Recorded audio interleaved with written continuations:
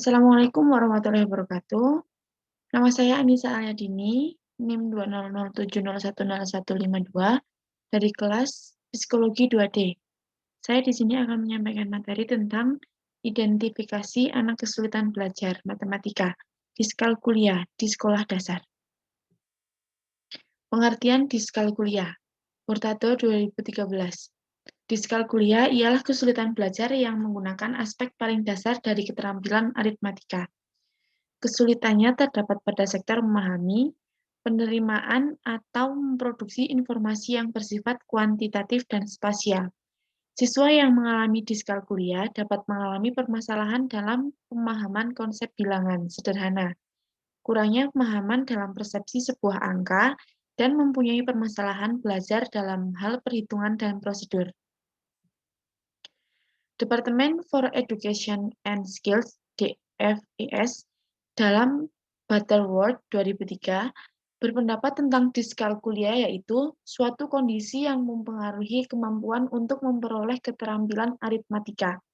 Pelajar yang mengalami diskalkulia mungkin mengalami kesulitan memahami hal yang sederhana seperti konsep angka, tidak memiliki pemahaman angka yang intuitif, dan memiliki masalah dalam mempelajari fakta dan prosedur angka.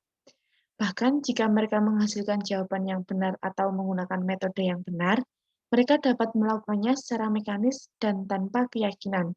Kesulitan belajar matematika sering diketahui dengan istilah diskalkulia. Menurut Lerner 1998,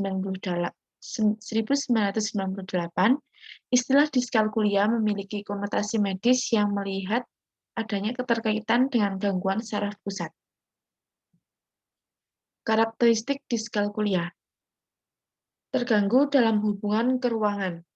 Permasalahan ini bisa membingungkan pemahaman anak terhadap sistem bilangan secara menyeluruh.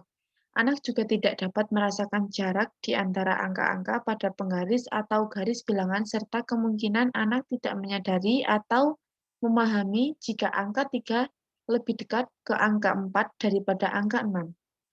Abnormalitas persepsi visual.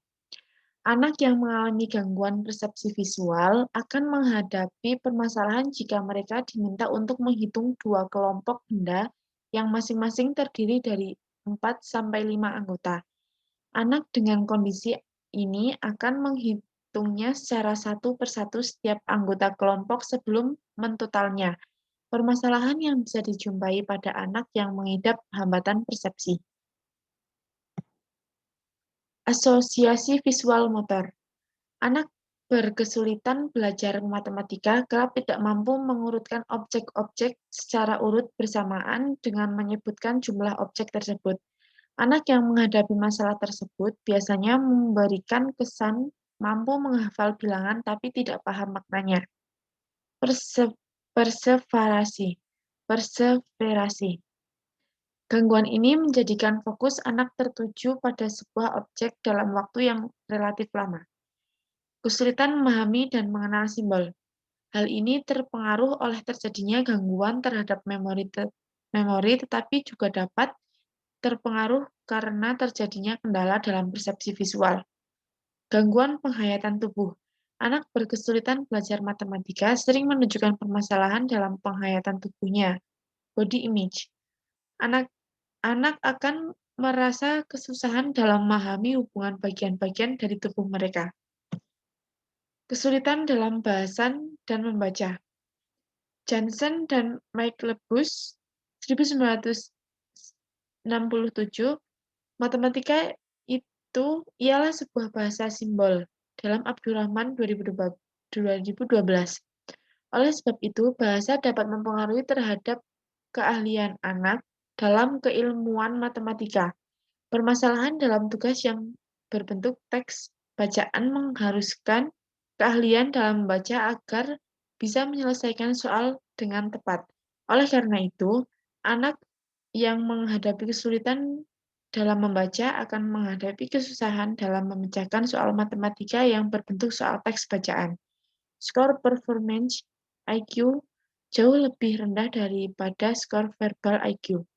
Hasil skor intelijensi menggunakan tes WISC Wechsler Intelligence Scale of Children menunjukkan dalam belajar memiliki skor PIQ Performance Intelligence Quotients yang lebih rendah daripada skor VIQ Verbal Intelligence Quotient. Sekian yang dapat saya sampaikan. Terima kasih. Wassalamualaikum warahmatullahi wabarakatuh.